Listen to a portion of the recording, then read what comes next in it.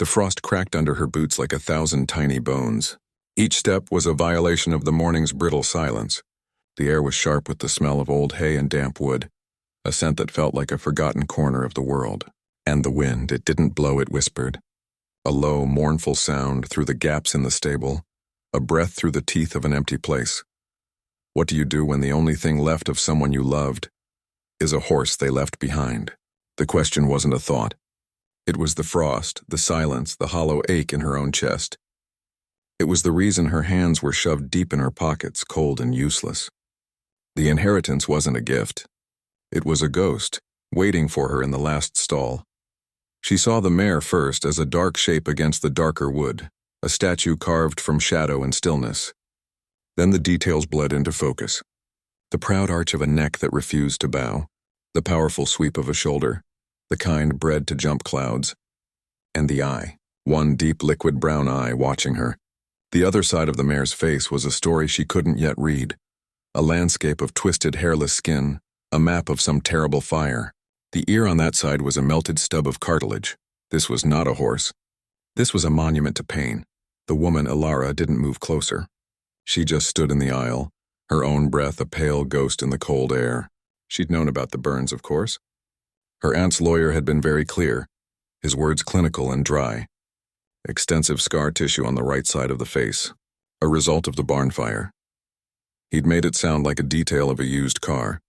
He hadn't said it looked like the flesh had wept and then frozen in its grief. The mare's good eye tracked her unblinking. There was no trust in it, no curiosity. It was the watchful ancient gaze of a creature that expected the world to bring only more hurt. The mare's nostrils flared, taking in Elara's scent, and then she turned her head away, presenting the ruined profile. A dismissal, a wall. Elara's throat tightened.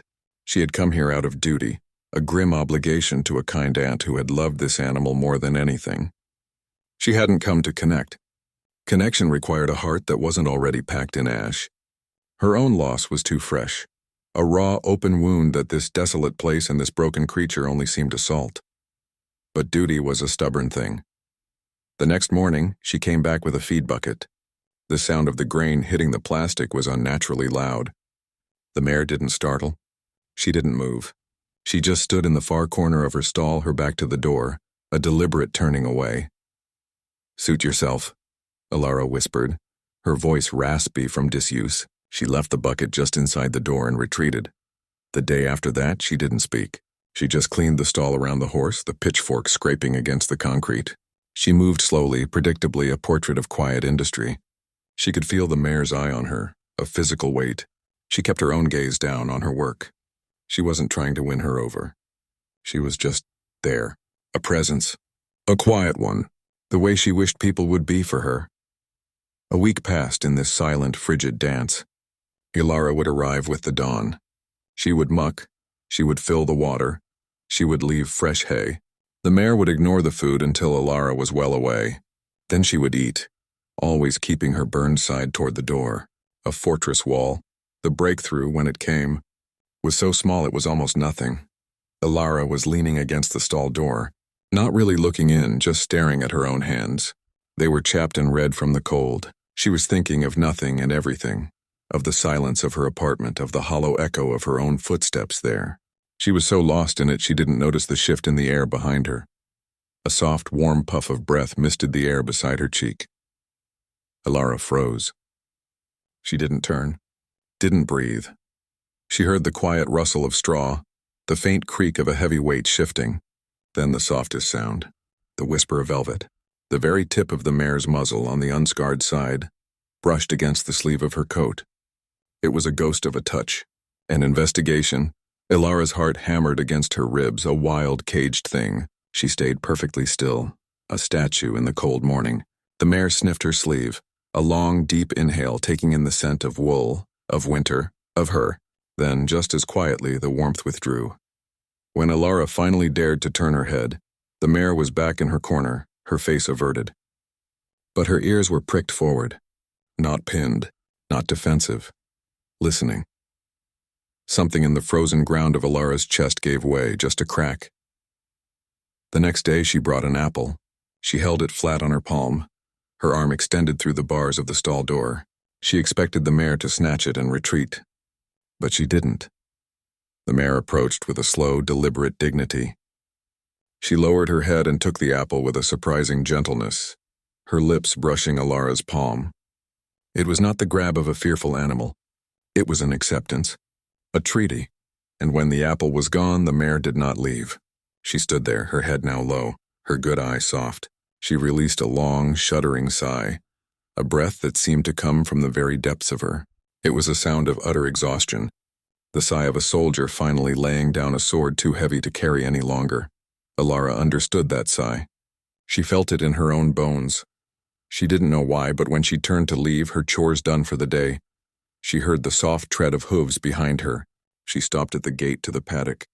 She didn't look back. She just waited. She heard the mare stop a few feet behind her.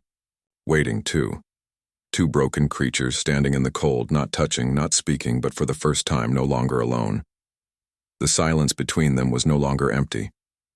It had become a thing they shared, a room they both lived in. Alara stopped seeing the chores as a duty.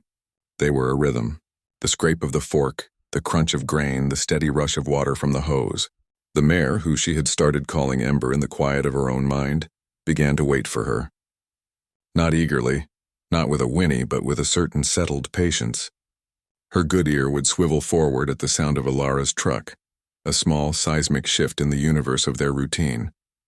But the burned side of her face remained a country Alara was not allowed to enter.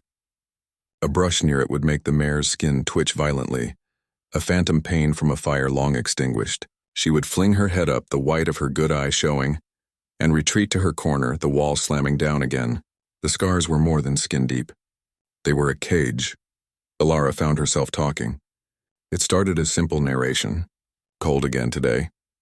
Or, the hay's a bit dusty, but it's the last of it. Her voice was still unfamiliar to her own ears, a rusty instrument, but Ember listened. She would stand, her head lowered over her hay net, her ears doing a subtle, intricate dance, catching every syllable. Sometimes Alara would read aloud from the old water-stained paperbacks she found in her aunt's office. Stories of adventures and love affairs felt absurd in this place of frost and scars, but the mare seemed to like the rhythm of it. Then one afternoon, Alara said a word she hadn't meant to say. It was her aunt's name, Margaret. The effect was instantaneous. Ember's head shot up. She froze, utterly still, every muscle locked. Her nostrils flared. Not in the casual way they did to scent the air, but in a deep, desperate pull, as if trying to draw the ghost of that name right out of the atmosphere. She took a single, abrupt step forward, her good eye fixed on Alara with an intensity that was almost frightening. It was just a name. But to this horse it was a key turned in a long locked door. A cold knot of dread and curiosity formed in Alara's stomach. She didn't say the name again. She was afraid of what it might unlock. She was here to care for a horse, not to commune with the ghost of her aunt.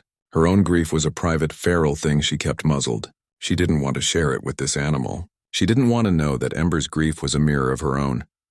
The next day, cleaning out a cobweb-filled tack room she'd avoided since arriving, she found it, a small leather-bound journal, tucked inside a dried-out bucket of saddle soap. Her aunt's handwriting was a familiar looping scrawl. It wasn't a diary of feelings. It was a log, a record of feed amounts, farrier visits, training notes. But on the last page the entries stopped mid-sentence, and tucked into the crease of the binding was a photograph. It was of her Aunt Margaret, her face pressed against the sleek, dark neck of a young, unblemished Ember. Both their eyes were closed. Margaret wasn't smiling, but her face was etched with a peace so profound it looked like a different kind of language. One hand was resting on the mare's cheek, right where the worst of the scars would later be. The sight of it was a physical blow. It wasn't the posed, happy photograph of memory.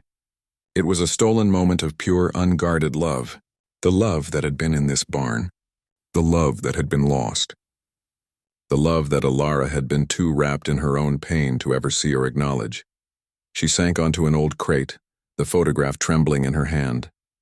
The dam inside her, the one she had reinforced with silence and routine and sheer will, shattered. A sob ripped out of her, a raw, ugly sound that echoed in the small room. Then another. She cried for her aunt. She cried for the beautiful burned horse in the next room. She cried for the love that had been here and was now just gone. She cried for her own loneliness, which felt so vast and permanent in that moment. She thought it might swallow her whole.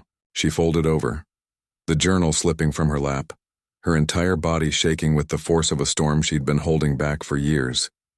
She didn't know how long she was there, but eventually, through the roaring in her ears, she heard a sound. A soft, steady blow of breath, then another. She looked up, her vision blurred with tears. Ember was there. She had pushed the tack room door open with her head and stood in the doorway, her large body blocking the light. She wasn't agitated. She wasn't fearful. She was just there.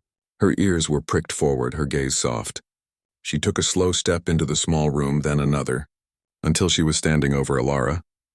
The space was so small her whiskers brushed Alara's hair. Alara held her breath, waiting for her to spook, to retreat from this human display of anguish. Ember did not retreat. She lowered her head. Slowly, so slowly, she nudged Alara's bowed head with the warm velvet softness of her muzzle. It was a firm, deliberate pressure, a grounding. I am here. Then she simply rested her jaw on the top of Alara's head, her breath warming her scalp. She stood like that, a living, breathing, sheltering presence until the last of the tremors subsided. She stayed until the storm passed. Weeks later, the first green shoots of spring were piercing the muddy edges of the paddock. The air had lost its knife's edge. Alara was sitting on an upturned bucket, simply watching Ember doze in the weak sunlight. The mare's scars were no longer a map of pain to her. They were just a part of her. A story. Ember lifted her head, sniffing the air. She ambled over to Alara, not for food, but for contact. She nudged at Alara's pocket, then her hand. It was a game they had. Alara smiled, a real one that reached her eyes and scratched the favorite spot under the mare's forelock. As her fingers worked, they brushed against the tough, twisted skin near Ember's ear. The mare didn't flinch. She didn't even tense. She let out a low, grumbling sigh of pleasure and pushed her head further into Alara's hand. An invitation. Alara's breath caught. Her fingers, tentative, traced the rough landscape of the scar. She felt the ridges and the valleys, the history of the heat that had once been there. She felt the steady, strong pulse of the horse beneath her touch. Alive, healed, trusting. In that moment, she understood the final, hidden gift. Her aunt hadn't left her a ghost. She hadn't left her a burden. She had left her a teacher. A creature who had known the heart of a woman Alara had loved and who now knew Alara's own heart. The love hadn't disappeared. It had simply changed shape. It was no longer in photographs or memories. It was in the steady rhythm of a breath shared in a quiet barn. It was in the trust of a scar finally allowed to be touched. It was in the profound, silent understanding that sometimes the one who helps you carry your grief is the one who is left behind with you. Sometimes, the most profound healing begins not with a look, but with a single, gentle nudge in the dark. If this story found a place in your heart, then you know these moments of quiet connection are what truly remind us we're not alone. If you want to be here for the next story that just might change yours, then subscribe to the channel. Leave a comment below telling us what you felt, and press the bell icon so you never miss a daily moment of raw, real humanity. Thank you for watching. Thank you for listening.